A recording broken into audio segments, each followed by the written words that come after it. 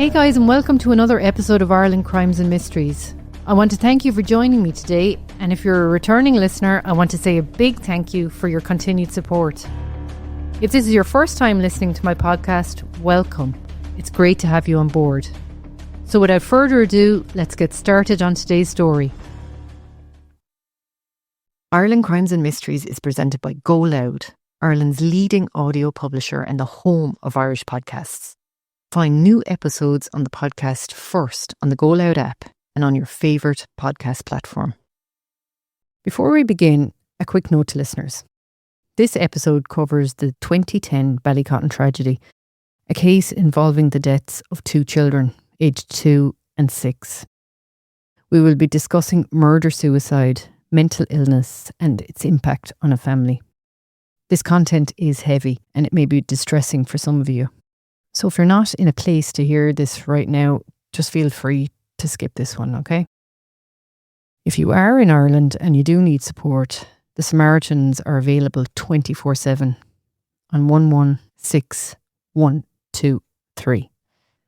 And you can reach Pieta House at 1-800-247-247. The 16th of November 2010, Ireland was falling apart. The financial crisis had hit the country by the throat. Anglo-Irish Bank had brought us to our knees. Bank of Ireland and the AIB shares were in freefall. Billions in taxpayer money had already been poured into institutions that seemed beyond saving. The IMF bailout everyone had been dreading for months felt inevitable now. It wasn't a question of if anymore, it was when. Taoiseach Brian Cowan was still trying to project calm. Still trying to tell people the country wasn't bankrupt, but nobody believed him anymore. The trust was gone. The economy was collapsing. Unemployment was soaring. Immigration was back. Young people were leaving the country in their thousands, just like their grandparents had done generations before. In newsrooms across Dublin, journalists were scrambling to keep up with it all. Every day brought another devastating piece of economic news, another bank in trouble, another business closing, another factory laying off workers. The country was bracing for what was being described as the harshest budget in living memory. Cuts to everything: jobs, services, benefits. The social safety net was about to be shredded. People were frightened, angry. The Celtic tiger was well and truly dead, and in its place was something much darker. A recession that felt like it might never end. And then, on that grey Tuesday morning, the reports started coming in from Cork. A crash in Ballycotton, a small village on the East Cork coast. At first it seemed like it might be a tragic accident. A road traffic collision. Kind of thing that happens way too often on Irish roads, especially in bad weather. And within minutes, those initial reports were being corrected. This wasn't a road accident. Gardaí weren't treating it that way. The whispers started almost immediately in the newsrooms. Murder-suicide, a father, his 2 daughters. Editors were making calls, reporters were being dispatched. And then, before anyone could fully process what was happening in Cork, another report came through. Limerick. 4 people found dead at a house in Hazel Grove, Newcastle West. The murders had occurred the previous day, the 15th of November, but the bodies had only just been discovered. 2 children were among the victims, one only 5 months old. A suspect had fled before the bodies were found. Editors were rechecking with their sources, calling their contacts in the Gardaí, making sure they had it right. It wasn't an error. It wasn't a mistake in the reporting. For the second time that day, in a country already reeling from economic collapse, a horrifying and rare event was unfolding: the murder of an entire family. By the following day, the 16th of November, a man was in custody in Limerick. He was connected to the deaths of 25-year-old Sarah Hines, her 3-year-old son Reese, her baby daughter Amy, and her friend Alicia Brow. All 4 had been found in the house on Hazel Grove Estate. The investigation there would eventually lead to a trial and a conviction. But in Ballycotton, there would be no arrest, no trial, No courtroom drama. No defendant in the dock. No jury deliberations. No answer that made any sense. Because the man at the centre of the Cork case was dead too. His name was John Butler. He was 43 years old. A father, a husband, a man who had worked at Irish Steel in Haulbowline before being made redundant and who had since been working in construction. A GAA player, a man from a good family in Cove. And the two children found in the home were his daughters. Zoe Butler, 6 years old. Ella Butler, just 2. Despite everything happening in the country that week, the economic crisis, the political turmoil, the fear about the future, this story really hit people hard. It stopped them in their tracks because it touched on something primal, something that goes beyond economics or politics. The fear that the place we should be safest, our own homes with our own families, might not, in some instances, be that safe at all. This is the story of what happened in Ballycotton on the 16th of November 2010. It's the story of 2 little girls whose lives were cut short. It's the story of a mother's unimaginable loss. And it's the story of a mother's decade-long fight to hold a mental health system accountable for what she believes were failures that she argues contributed to the deaths of her daughters. This is their story. I'm Newells, and this is Ireland Crimes and Mysteries. To understand what happened on that November morning, you have to understand Ballycotton, because place matters in a story like this. Community, I suppose, is what matters. Ballycotton sits on the east Cork coast, about 30 kilometres from Cork City. It's a small fishing village, a few hundred people, a harbour, a church, a school. It draws visitors in the summer with its harbour views out to the lighthouse on Capel Island and its proximity to Ballymaloo. But for those who grew up there, it belongs to them in a way no visitor can quite understand. The O'Riordan family were part of that community, a respected name in Ballycotton. Una grew up there and eventually secured a job with the revenue commissioners in Cork City. She commuted. She built a career, but her roots stayed in Ballycotton. And it was during this time, living and working in Cork, that she met John Butler. John was from Cove, another harbour town west along the coast from Ballycotton. Cove has a different character to Ballycotton. It's bigger, more historic, more connected to the wider world. It was the last port of call for the Titanic.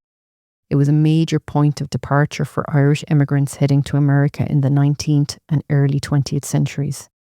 But like Ballycotton, Cove was a working class town built around the sea. John had worked at Irish Steel in Haulbowline for a number of years. The plant set on an island in Cork Harbour, connected to the mainland by a causeway. For decades it had been one of the area's biggest employers. And then, in 2001, it closed. The jobs disappeared. The workers were let go, like thousands of others across Ireland in the early 2000s. John Butler found himself redundant. He was given a redundancy payment, not a fortune, but enough to give him and Una some options.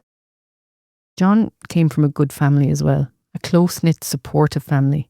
He had brothers and sisters. His mother, Kitty, was still living in Cove. His grandmother, who everyone called Granny Meanie, was a beloved figure in the family. John was a talented sportsman. He was a GAA player, well known in the area. He'd played hurling and football for Cove GAA Club for years. He was respected on the pitch. People who knew him from the GAA remember him as a committed, talented team player. He wasn't flashy, he wasn't loud, he was quiet actually, reserved, by all accounts a family-focused man. When the redundancy money came through from Irish Steel, John and Una sat down and made a decision. They would get married. They would return to Ballycotton. They would start afresh, build a life there together. For Una, it made perfect sense. She wanted to be near her family.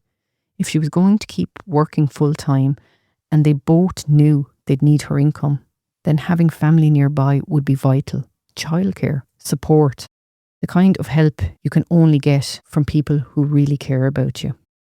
And it wasn't an unusual choice. Many people who left Ballycotton eventually came back, especially when they started having families of their own.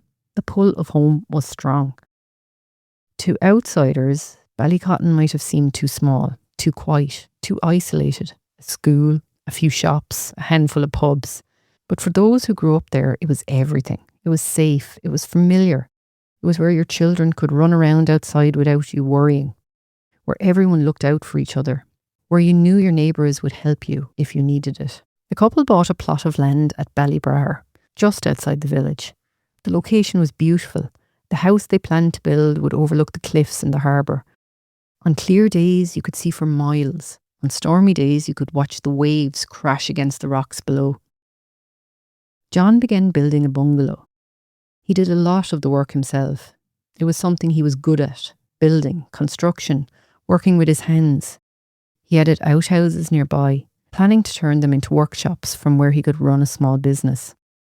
He started collecting tools, setting up a space where he could take on building and handyman jobs around the area. The idea was simple. Una's stable income from the revenue would cover the mortgage and the household bills. Anything John earned would be extra. It would help them get ahead, save for the future. Maybe eventually build up enough money that he could make a proper go of it. Ballycotton could be a tight-knit place, but Una was an O'Riordan. Her family had been in Ballycotton forever, and they embraced John as one of their own. They helped him find work, put the word out that he was available for building jobs, recommended him to people who needed work done. And during the boom years of the Celtic Tiger, there was plenty of work to go around. John stayed busy taking on smaller jobs, extensions and renovations, one-off bills for people building holiday homes or upgrading their properties. He wasn't trying to become a property developer like some lads were doing, throwing up estates left and right. He just wanted to earn an honest living, do good work, build a reputation. John and Una, they weren't big socialisers. They didn't go to the pub much. They didn't throw parties. They kept to themselves, really, most of the time. Their focus was on their home, on building their future, on starting a family. Over time, the bungalow came together, and as it took shape, so did their life. In 2004, Una gave birth to their first daughter. They named her Zoe. Una took some maternity leave. When she returned to work, they hired a childminder. A local girl named Ann O'Riordan. She looked after Zoe while Una was at work and John was out on jobs. She became like family herself. 3 years later, in 2007, Una fell pregnant again. In late 2007, she gave birth to their second daughter. They named her Ella. From the outside, everything seemed fine. Better than fine, actually. Una had a good job. John had work. They had a nice house. 2 beautiful, healthy daughters. Family support all around them. They were living the life that so many people in Ireland at the time aspired to. By all accounts, Una managed her demanding working life with dedication, a full-time career, 2 small children and a daily round-trip commute from Ballycotton to Cork City. But she was realistic too. She knew the score. Her income was essential. It kept them afloat while John worked on the building up of his business. And the routine worked, most of the time anyway. John would drop Zoe at Scoilrealt Namara, the local national school, with Ella in tow. Then he'd pick her up again in the afternoon. On fine days, they'd play outside in the garden or down at the beach. Sometimes they'd visit relatives. And then Una would come home from work in Cork and they'd have dinner together as a family. Life was good, except for the periods when it wasn't. Except for the times when John became withdrawn, when the darkness crept in. Depression. It's one of those words that gets used a lot, but not always understood. For some people, depression is something temporary, a low period after something bad happens. A few weeks or months of feeling down and then it passes.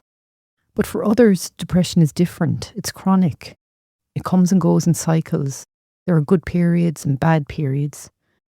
Times when everything seems manageable and times when just getting out of bed feels impossible. John Butler had suffered from depression on and off for years. It's hard to say exactly when it started. According to the accounts given by Una and by those who knew him, His struggles with mental health had been ongoing for a long time. There were periods when he seemed fine, working, socialising, playing GAA, spending time with his family. And then there were periods when he pulled away, when he became quiet, more withdrawn than usual, when the light seemed to go out of him.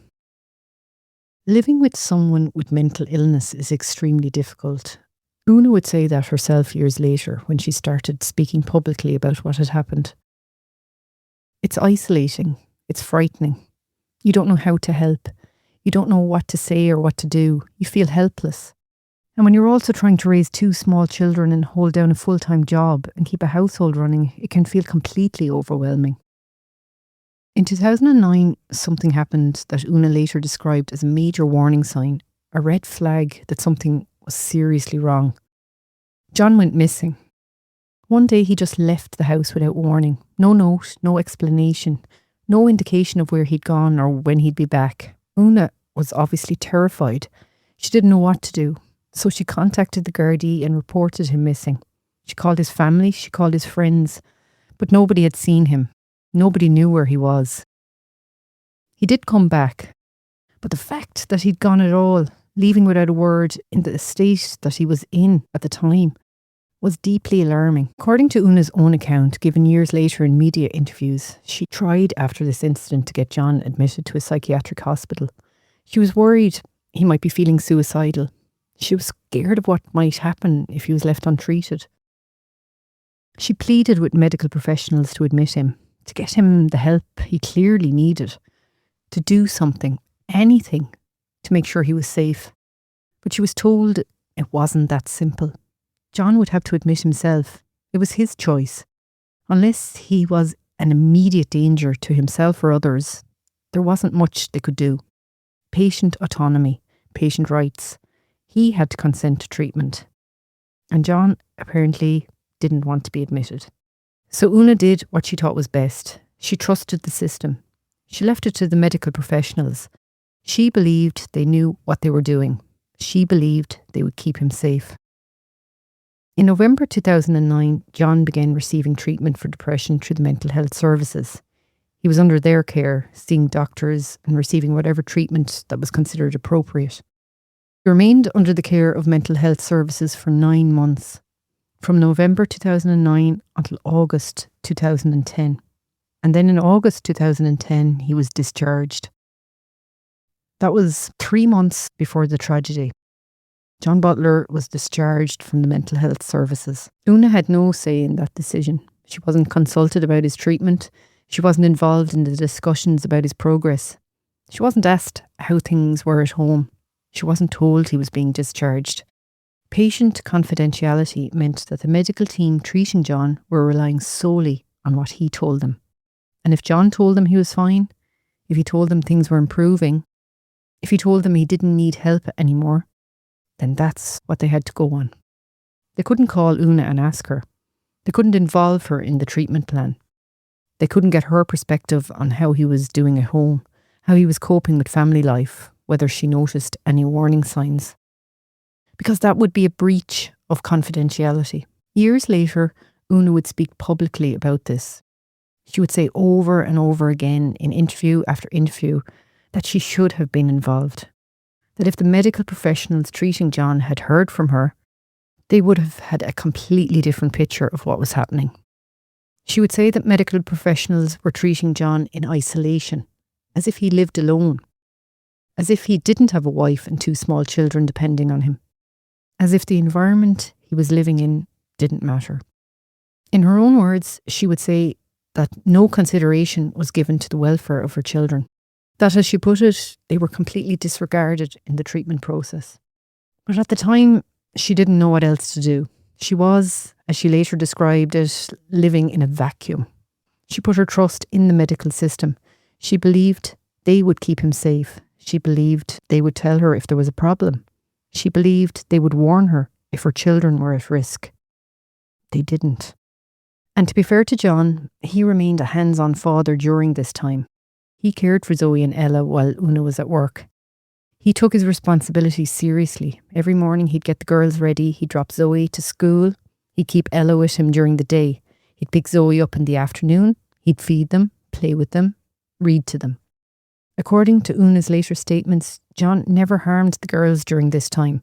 He never showed any sign of violence or aggression towards them. He never hurt them. He was, by all accounts, a loving father, a kind man, a gentleman. But he was also a man living with an illness that was slowly consuming him. An illness that nobody around him fully understood. And Una had no idea what was coming. She had no idea that on a grey, foggy morning in November 2010, the life she'd built would come crashing down. Tuesday, the 16th of November 2010. It started like any other morning in the Butler household. The alarm went off. Una had to be on the road by 8 o'clock at the latest to make it to Cork in time for work. The skies outside were grey. The air was thick with sea fog rolling in from the Atlantic. It was November in Ballycotton. Cold, damp. It was one of those mornings where you couldn't see more than 50 metres ahead of you on the road. Zoe and Ella were awake. They were still in their pyjamas. John, he was already up. The television was on in the sitting room. By all accounts, it was a morning just like any other. Una got herself ready for work. Made sure she had everything she needed, her bag, her keys, her phone. At around 7:50 that morning, Una said goodbye to John and the girls. She left. Visibility was poor. It was going to be a slow drive to Cork. But Una wasn't worried. John would handle the morning routine like he always did. She parked up, she went into her office at the Revenue Commissioners and settled at her desk and started her day. But something didn't sit right. Maybe it was an intuition. Maybe it was just a feeling. But Una couldn't shake the sense that something was wrong. At around 10 to 9 that morning, about an hour after she'd left home, Una tried ringing John, but she got no answer. She tried again. The phone rang and rang. No answer. She sent him a text and she got no reply. She tried calling him again. This time the phone went straight to voicemail. Una felt her stomach tighten. This wasn't like John. He'd always answer the phone. He always had it on him, especially in the mornings when he was doing the school run. She called the school. She asked if Zoe had arrived. The answer made her heart sink. No, Zoe wasn't there. Una called home. No answer. She rang John's mobile again. Nothing. She called the landline again. Nothing. She contacted Anne O'Riordan, the childminder. Had she heard from John? Did she know where he was? No, Anne hadn't heard from him either. Una tried to stay calm. She tried to think logically. Maybe they'd gone to visit John's mother in Cove. Maybe Zoe was sick and John had kept her home from school and had forgotten to tell Una. Maybe his phone had died. But none of that felt right. John wasn't the type to just change plans without telling her. He wasn't irresponsible like that. If something had come up, he would have called. As the morning wore on, Una's panic grew. She tried calling again and again. Nothing. No answer. No replies to her texts. By mid-morning, she couldn't take it anymore. She left work and she got in her car. She started driving back to Ballycotton. Something was very, very wrong. Back in Ballycotton, events were unfolding that would change everything. At about 9:25 that morning, according to evidence later given at the inquest, John Butler pulled into a petrol station in Shanagarry. Shanagarry is only a few kilometres from Ballycotton. It's even smaller than Ballycotton. Just a few houses, a church and that petrol station. John bought €20 worth of petrol, but he didn't put it in the car. Instead, he filled a 5-gallon drum, a large plastic container that he'd brought with him. He placed the drum in the front passenger seat of his wine-coloured Toyota Yaris, and then he drove off, fast. At 9:45 that morning, a man was driving near Ballybrar. He was approaching a T-junction on the Bog Road, a quiet rural road that runs from Shanagarry to Ballycotton. There's not much traffic on the Bog Road. It's not a main route. It's just a back road used by locals, really. He was just about to pull out onto the T-junction when he saw something that made him freeze. A wine-coloured Toyota Yaris was coming down the centre of the Bog Road at high speed. It was travelling fast, way too fast for the conditions, far too fast for the narrow road. And there was smoke smoke visible inside the car, coming from the front passenger area. The car wasn't slowing down, it wasn't trying to brake, there was no attempt to turn, no attempt to stop. He watched as John Butler's car drove straight into a ditch at the side of the road and smashed into it at full speed. For a second, there was just silence, and then the car exploded into flames. A fireball erupted from the wreckage. Garda forensic investigators would later conclude that John had doused the interior of the car with petrol and set it alight before the crash. The fire had already been burning in the car as it hit the ditch. The man jumped out of his own car and ran towards the wreck. He tried to get close enough to help, to see if anyone inside was alive, to pull them out if he could, but the fire was too intense. The heat was unbearable. He couldn't get near it. He pulled out his phone and immediately contacted the Gardaí.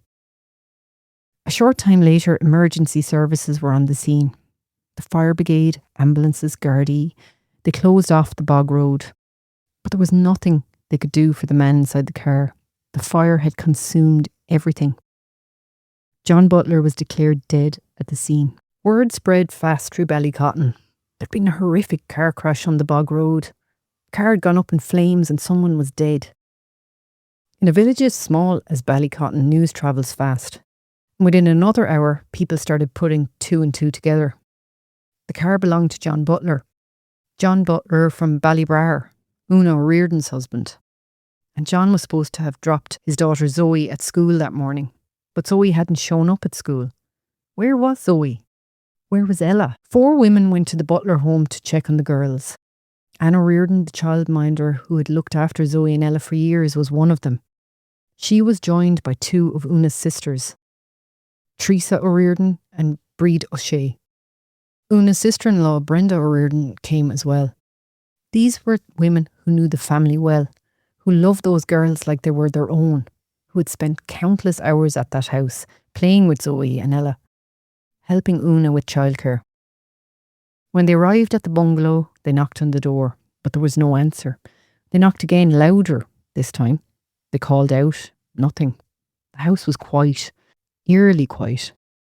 They tried the door. It was locked. Something wasn't right. One of the women went around to the back of the house and broke a window to gain entry.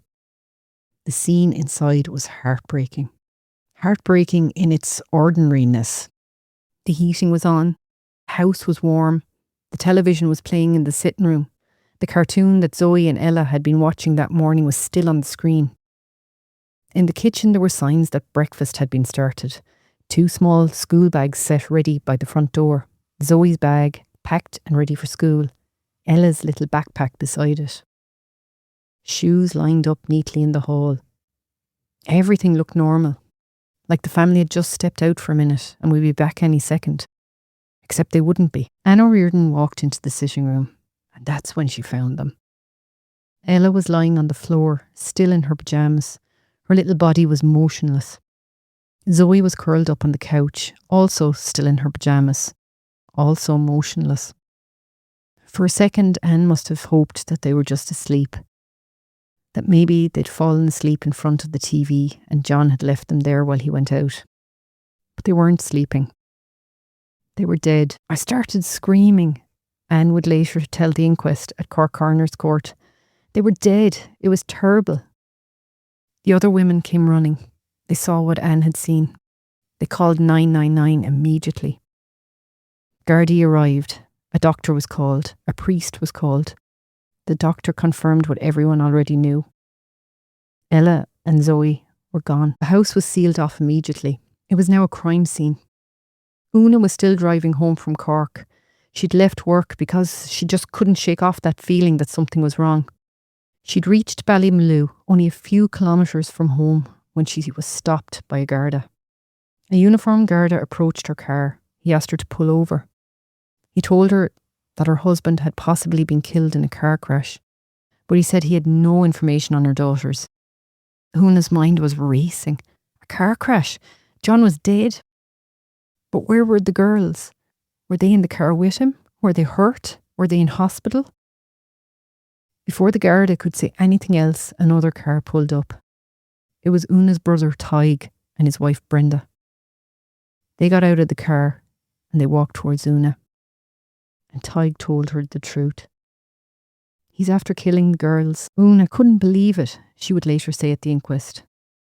But it was true. John Butler had strangled 6-year-old Zoe and suffocated 2-year-old Ella in their sitting room that morning, sometime between 7:50 when Una left for work and 9:26 when he bought the petrol in Shanagari. Una later went to the family home, the home she had just left a few hours earlier, the home where everything had seemed normal. 2 of her sisters were there and her sister-in-law Anna Reardon, and they told her what they'd found. Una's world had effectively ended. The Garda investigation was immediate and comprehensive. Detective Inspector Brian Goulding from Middleton Garda Station was put in charge. A significant number of Gardaí were assigned to the case. A special incident room was set up at Middleton Garda Station where all the information would be coordinated. House-to-house inquiries were carried out throughout Ballycotton and the surrounding areas. Witness statements were taken from anyone who might have seen John Butler that morning, from anyone who knew the family, and from anyone who might have noticed anything unusual in the days or weeks leading up to the tragedy. Crash scene investigators were brought in to examine the bog road where John's car had smashed into the ditch. They photographed everything, measured everything, tried to piece together exactly what had happened in those final moments. Forensic teams combed through the Butler house. Every room was examined, every surface was checked for evidence. Gardaí were particularly interested in tracing John Butler's movements that morning. They knew Una had left for work at 7:50. They knew John had bought the petrol at Shanagari at 9:25 or thereabouts. They knew the crash had happened at 9:45. But what had happened in between? Where had he been? What had he been doing? The working theory, the only theory that made sense based on the evidence, was that John had killed the girls sometime after Una had left for work. Possibly quite soon after, actually. Maybe within an hour. He then spent some time in the house, maybe sitting with them, maybe trying to process what he'd done, maybe saying goodbye. And then at around 9:25, he'd driven to the petrol station in Shanagari, bought the petrol, put it in the drum, and driven back towards Ballycotton. And at 9:45, he drove his car into that ditch at high speed. Forensic evidence would later indicate that the car was already on fire before impact. Superintendent Flor Hogan, who was overseeing the investigation, spoke to the media in the days following the tragedy. "We are carrying out house-to-house inquiries in the area and also taking a number of witness statements," he said. "We are very anxious to trace where Mr. Butler was between the time he purchased the petrol and the time of the crash at 9:45. But there wasn't much of a mystery to solve. The evidence was clear. The timeline was clear. There was no indication of anyone else being involved. No signs of forced entry at the house. No evidence of a struggle. This was a straightforward case in investigative terms. John Butler had killed his daughters and then himself. The question wasn't what had happened. The question was why it had happened. Post-mortem examinations were carried out at Cork University Hospital. State pathologist Professor Mary Cassidy examined Ella's body. The assistant state pathologist Dr. Margaret Bolster examined Zoe's body. The deputy state pathologist Dr. Michael Curtis carried out a preliminary examination of John's remains at the crash scene before his body was also brought to Cork University Hospital.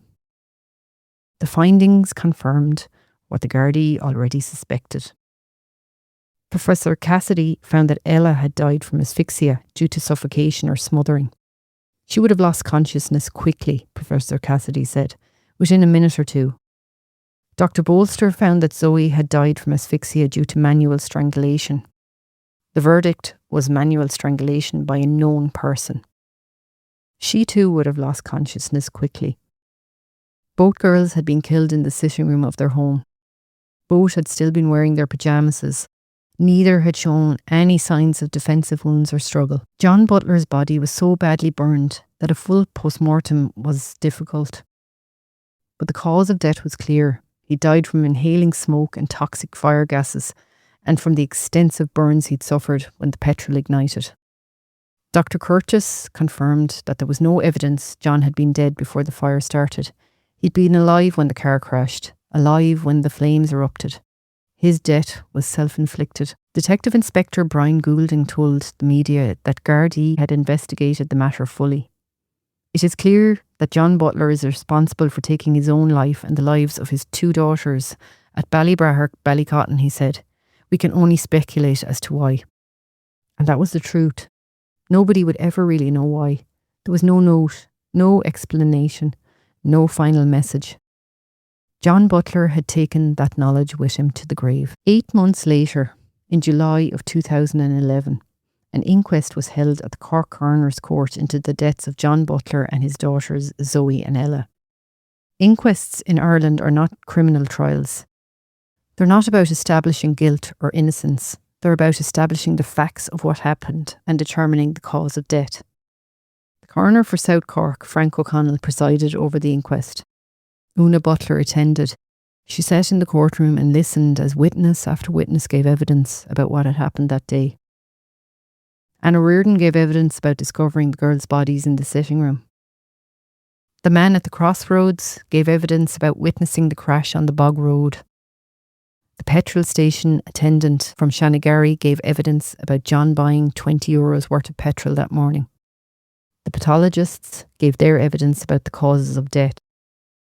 Detective Inspector Brian Goulding gave evidence about the Garda investigation. And then Una gave her statement. She didn't take the stand. Instead, her statement was read out in court. And it was heartbreaking. My girls, Zoe and Ella, meant the world to me, the statement said. They were my life, and I'm very proud of them. They brought so much joy to our family. She described Zoe, who was 6 years old, as full of life, loving school, loved dancing with her friends. She was caring and gentle with other children. She loved reading and being read to. She loved playing make-believe games. She described Ella, who was 2 years old, as mischievous and full of energy. She loved dancing around the house and she loved jewellery. She was always trying on her mother's necklaces and bracelets. She loved pulling Zoe's hair to get her attention. She loved Peppa Pig. She loved having books read to her. She looked up to Zoe so much and was always trying to copy everything her big sister did. My life has changed forever, the statement continued.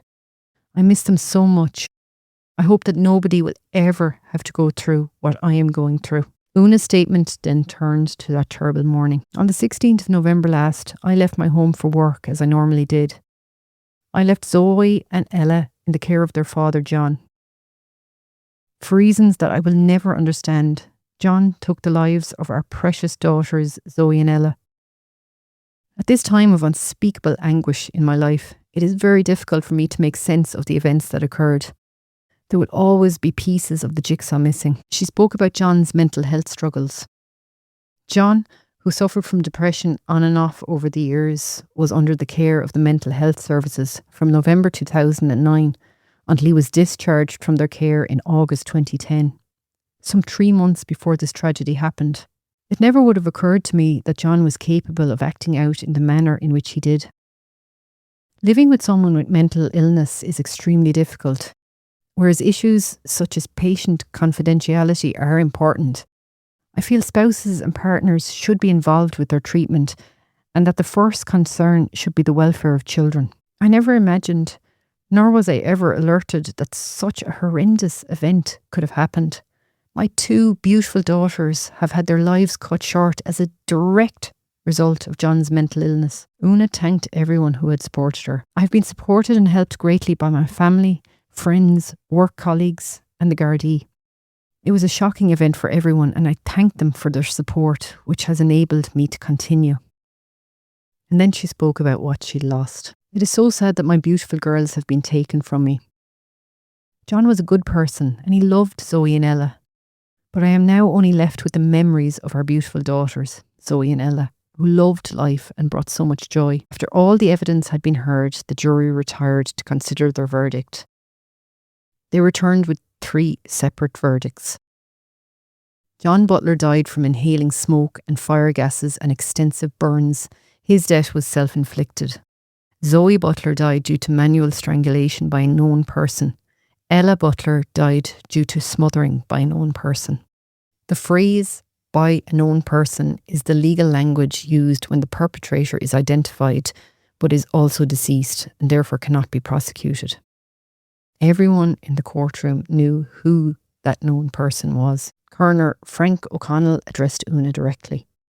He said he could find no words to adequately express his condolences to her and to her family, including her in-laws, on their terrible loss. Inspector Owen Healy, representing An Garda Síochána, conveyed the sympathies of the force to Una and to all the bereaved families. And then it was over. The inquest was concluded. The legal process was complete. There was no trial. There was no conviction, no sentencing, no justice in the traditional sense. Just two little girls gone forever and a mother left to pick up the pieces. In the days immediately following the tragedy, Ballycotton was a village in shock. People spoke in hushed tones, gathered in small groups outside the shops and at the harbour. They tried to make sense of what had happened. Some people refused to believe it at first. John Butler, the quiet GAA player from Cove, the man who'd built the bungalow at Ballybrar, the father who'd been seen around the village dozens of times with his two little girls. It just didn't make sense. It just couldn't be true. But it was. On Thursday, the 18th of November 2010, 2 days after the tragedy, the bodies of John, Zoe and Ella were brought home to the family bungalow at Ballybrar. All three reposed together at the house. This wasn't unusual in Irish tradition, bringing the dead home, having them lie in wake at the family home before the funeral, allowing people to come and pay their respects, to sit with the deceased, to pray for them. But there was nothing normal about this wake. The family put out a statement asking that the house remain private. They didn't want crowds. They didn't want the media. They didn't want cameras or reporters or strangers gawking at their grief. They just wanted to be left alone.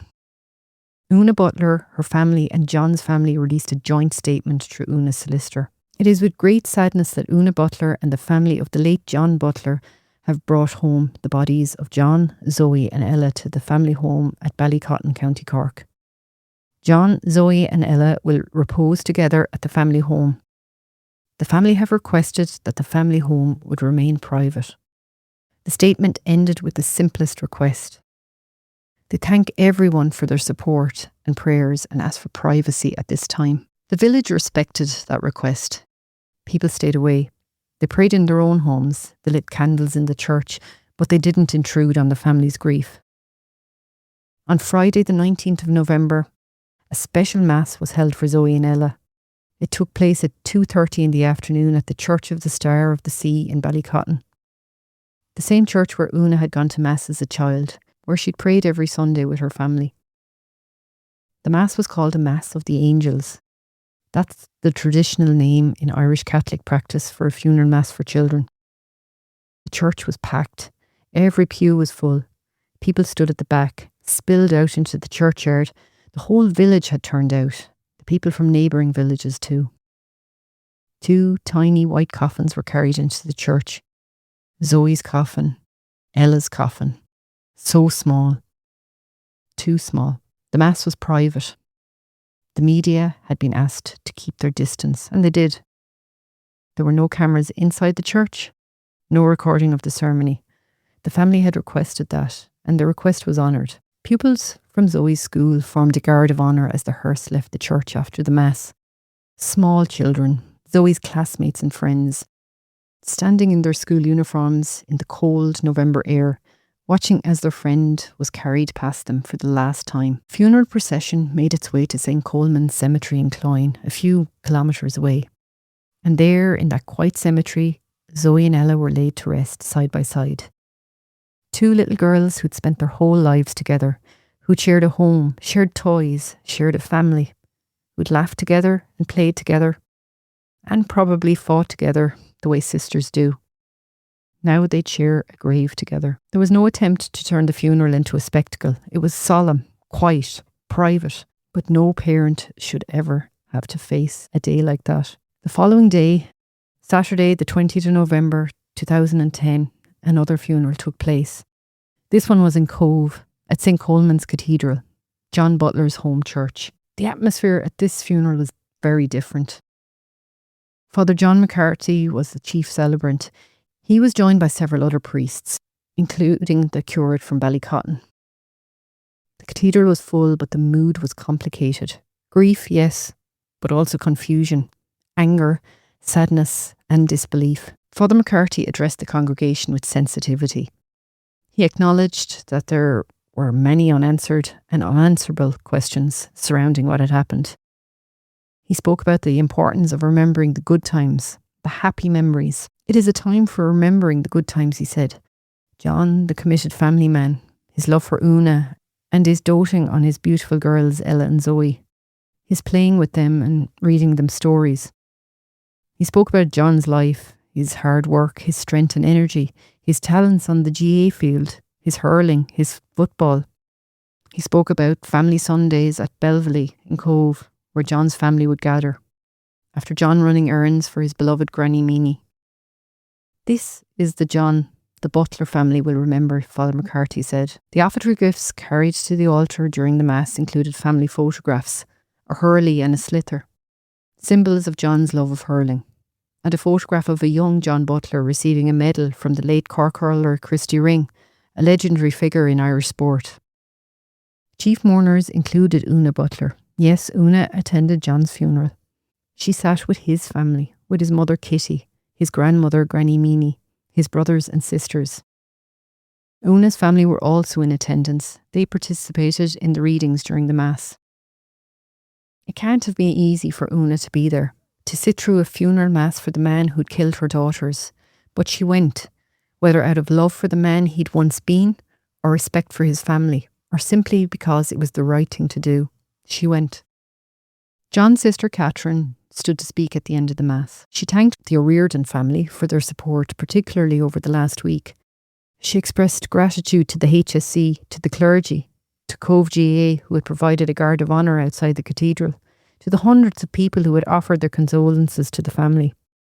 She particularly thanked An Garda Síochána, who she said had gone beyond the call of duty to ease the family's pain over the previous days.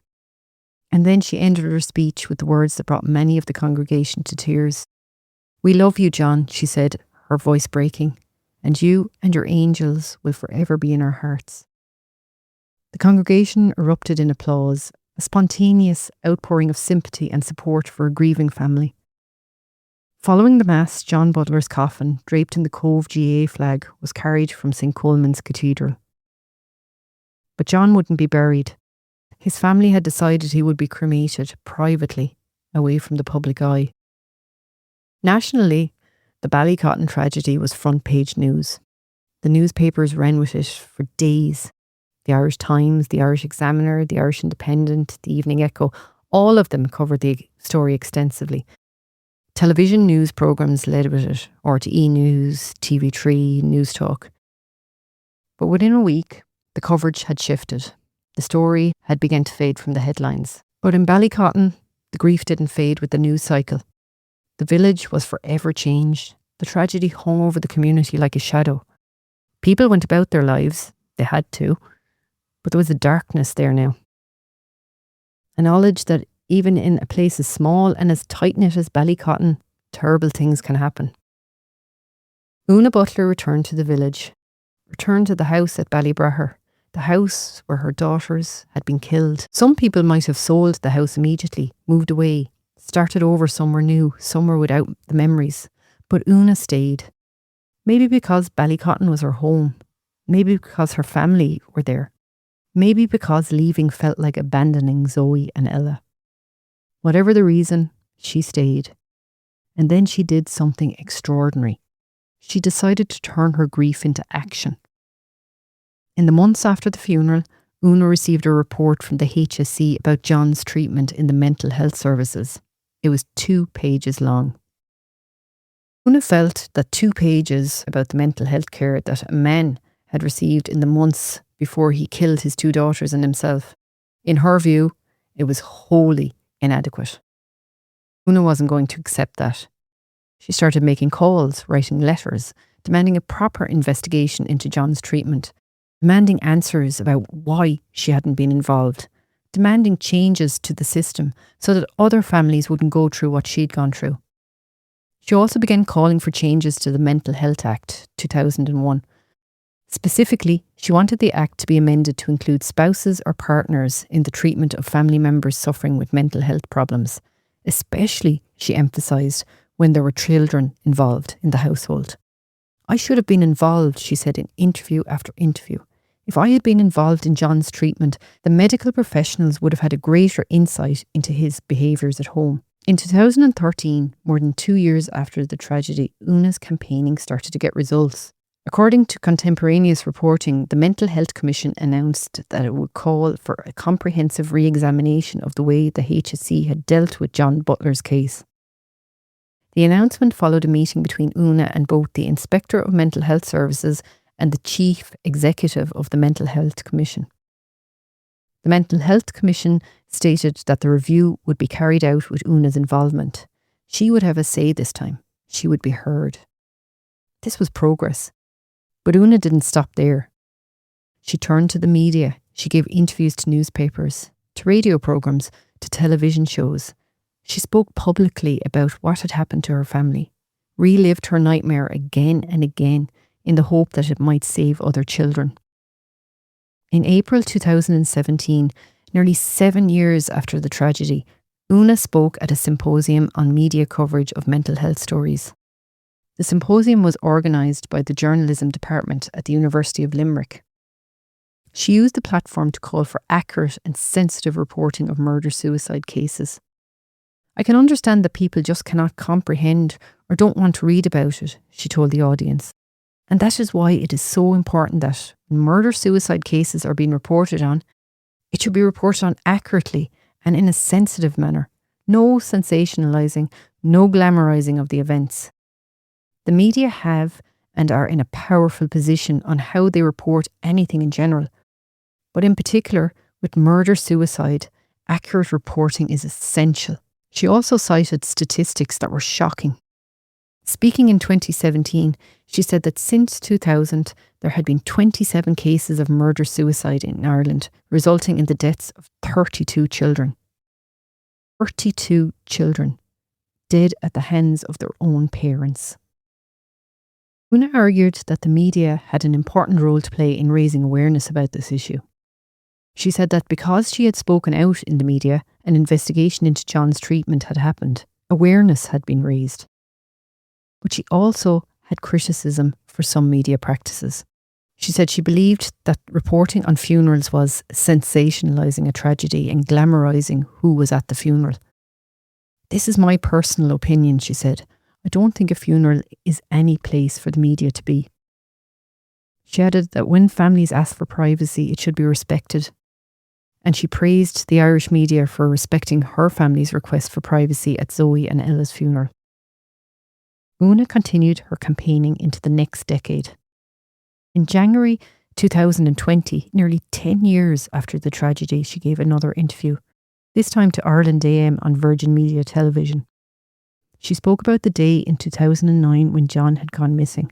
She revealed that she had urged medical professionals to admit him to a psychiatric hospital because she was concerned he was suicidal, but her pleas had been ignored. I was told it was John's choice to admit himself to a hospital, she said.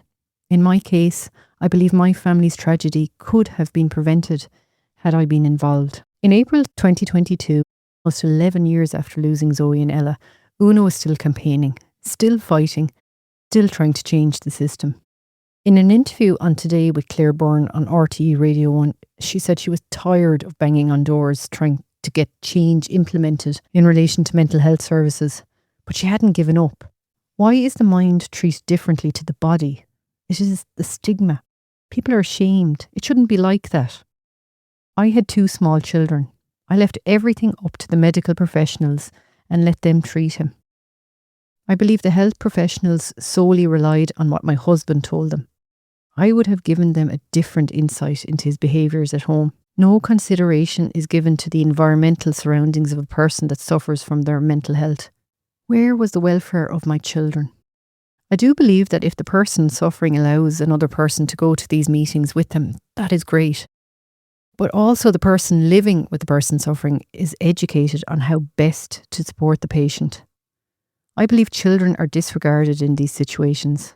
She also spoke about the broader problem, the lack of resources in mental health services. She'd met with multiple health ministers over the years. Each one had expressed sympathy, promised to look into it, but meaningful change had been slow to come. It comes down to lack of resources, she said, and that is not good enough when innocent children are being murdered by parents. Over the years, Una has met with multiple government ministers. She's attended conferences on familicide and family violence. She's spoken to mental health professionals and researchers. She's worked with advocacy groups. She's shared her story again and again and again, reliving the worst day of her life every time she gives an interview or speaks at an event. Why does she do it?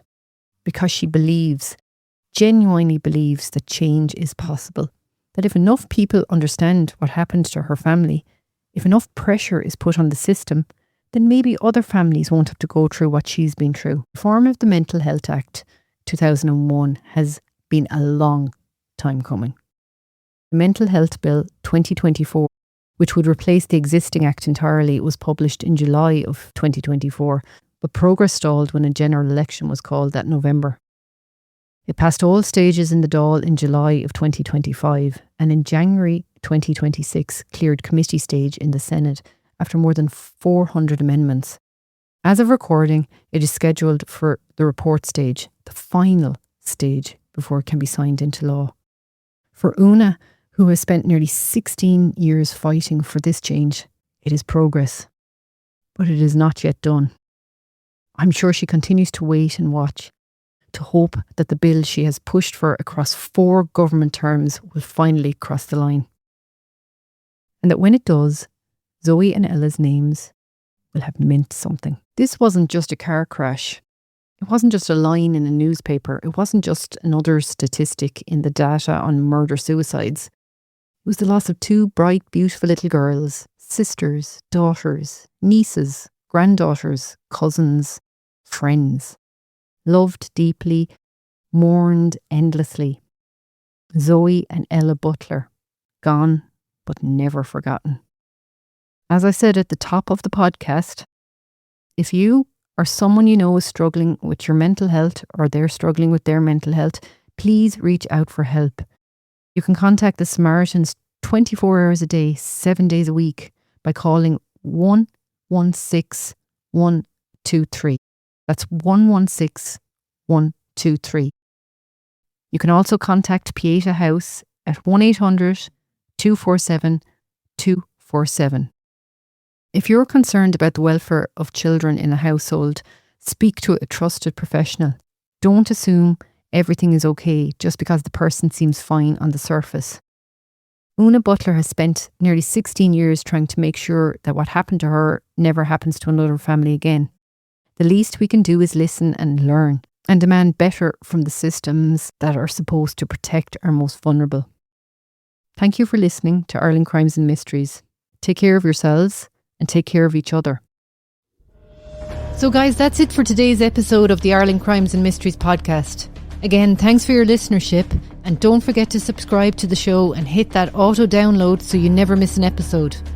Until the next time, keep your eyes open and your mind curious. This podcast has been compiled from information gathered in the public sphere, like news articles, documentaries, and open source material that can be found on the web. Everything in this podcast is alleged unless a conviction has taken place.